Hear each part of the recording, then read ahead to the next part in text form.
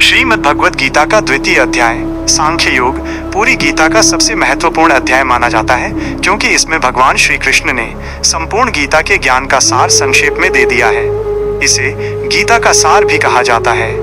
यहाँ इस अध्याय का मुख्य वर्णन और उससे मिलने वाली प्रमुख शिक्षाएं दी गई हैं। 1. शरणागति और गुरु शिष्य परंपरा। अध्याय की शुरुआत में अर्जुन पूरी तरह भ्रमित है और श्री कृष्ण से कहता है, मैं आपका शिष्य हूँ और आपकी शरण में हूँ, कृपया मुझे मार्ग दिखाएं। यह सिखाता है कि ज्ञान प्राप्ति के लिए अहंकार का त्याग और समर्पण जरूरी है। 2.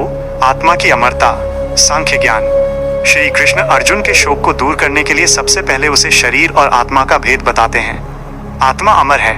आत्मा को न शस्त्र काट सकते हैं, न अग्नि जला सकती है, न जल भिगो सकता है और न वायु सुखा सकती है। शरीर नश्वर है। जैसे मनुष्य पुराने वस्त्र त्याग कर नए वस्त्र धारण करता है, वैसे ही आत्मा पुराना शरीर छोड़कर नया शरीर प्राप्त करती है।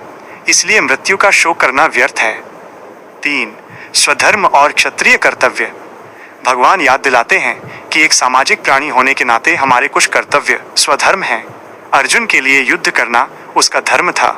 वे कहते हैं कि अपने कर्तव्य से पीछे हटना कायरता है और इससे व्यक्ति का यश नष्ट होता है। 4. निष्काम कर्म योग, सबसे प्रसिद्ध उपदेश।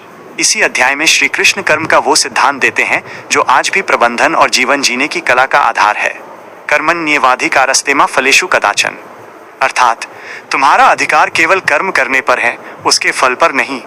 जब हम फल की चिंता छोड़कर केवल अपने काम की गुणवत्ता पर ध्यान देते हैं तो हम तनाव मुक्त होकर बेहतर परिणाम प्राप्त करते हैं। 5.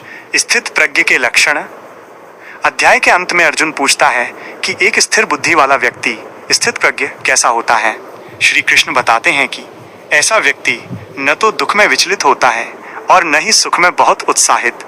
वो अपनी इंद्रियों को वैसे ही वश में रखता है जैसे एक कछुआ अपने अंगों को समेट लेता है। वह कामनाओं और मोह से मुक्त होकर परम शांति को प्राप्त करता है। मुख्य निष्कर्ष की टेकअवे। द्वितीय अध्याय हमें सिखाता है कि जीवन की कठिन परिस्थितियों में भी अपनी बुद्धि को स्थिर कैसे रखें। ये हमें इमोशनल इंटेलिजेंस सिखाता है, यानी अपनी भावनाओं पर नियंत्रण रखकर केवल अपने वर्तमान कर्तव्य पर ध्यान केंद्रित करना।